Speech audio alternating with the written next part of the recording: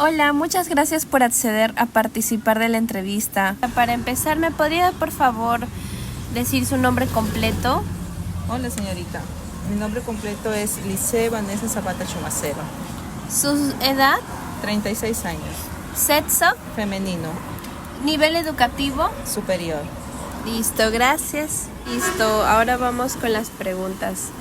¿Cuáles considera que fueron los principales problemas económicos, políticos y o sociales que se vivieron en el gobierno de Alberto Fujimori en Perú? Bueno señorita, cuando Fujimori entró en el 90, el Perú estaba hecho leña. Vivíamos el primer gobierno de Alan García.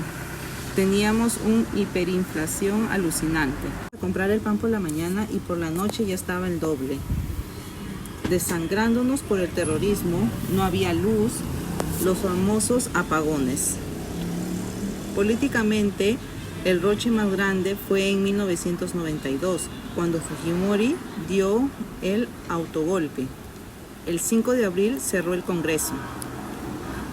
Señorita, además intervino el Poder Judicial y se volvió prácticamente un dictador con el apoyo de las Fuerzas Armadas.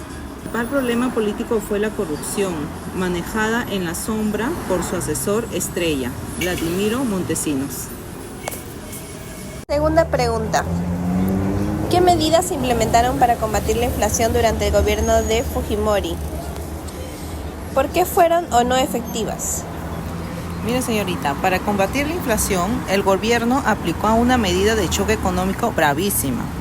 El ministro de Economía, Juan Carlos Hurtado Millar, salió en la tele a anunciar el alza de todos los precios.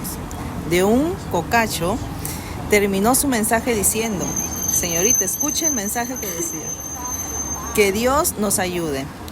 Ahí donde la gasolina subió a 3000% y los alimentos básicos se dispararon. Fríamente, a nivel macroeconómico, sí cambiaron el del devaluado INTI. Pregunta 3. ¿Qué políticas sociales se implementaron durante el gobierno de Fujimori para abordar la pobreza y la desigualdad en el país? A ver, señorita, para apaciguar el golpe de Fujichok, el gobierno empezó a regalar cosas. Ahí donde crearon el PRONAC, que significa Programa Nacional de Asistencia Alimentaria. Ahí es donde armaron comedores populares, postas médicas y los famosos colegios naranjas, en los cerros y provincias donde el Estado nunca antes había llegado. Muchos peruanos te dirán que por fin hubo un presidente que se ensució los zapatos. Bajó al llano a repartir víveres, calaminas y buzos, ¿no? Mucho de eso fue asistencialismo puro para comprar votos y lealtad política. Pregunta número 4.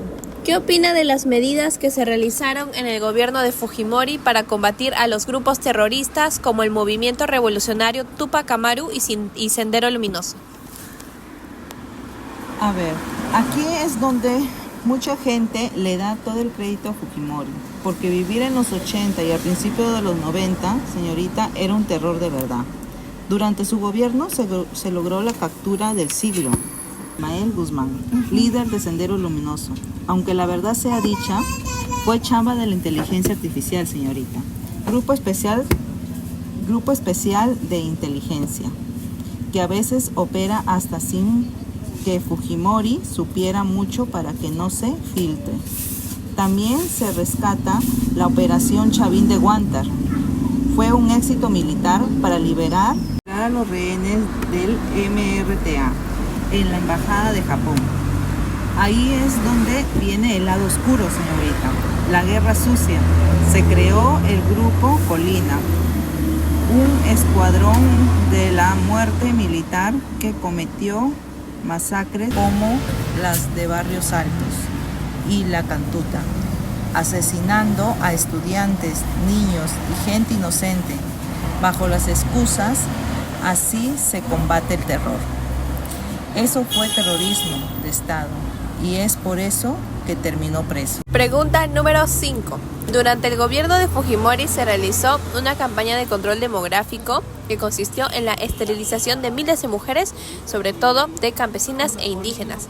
¿Qué opinas sobre esta política?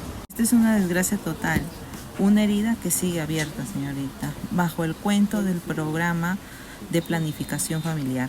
El Estado esterilizó contra su voluntad a bajo engaño a casi 300.000 mujeres y algunos hombres, la gran mayoría de ellas campesinas, indígenas y quechua hablantes, que vivían en pobreza extrema.